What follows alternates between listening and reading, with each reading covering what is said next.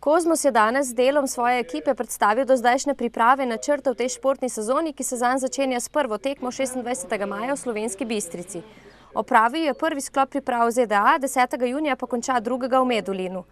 Ta hip je njegov met okoli 77 metrov in seveda spremlja tudi konkurenco. Ja, izstopa Madžar Pars, torej drugi iz lanskega svetovnega prvenstva z 81 metri. Ostali so pa malo mogoče pod pričakovanji, kar bi sem pričakoval, ampak to ni pomembno. Torej, treba gledati prvega in to me prav zanima, kako bo v naslednjih tekmah, kako bo tekmoval Pars. Torej, trenutna forma je malo višje, kot je bila lani pred svetovnim prvenstvom. Sedaj ima še 3 mesece do olimpijskih iger, to pomeni, ima še kar nekaj rezerve, tako da pričakujem še rast rezultatov.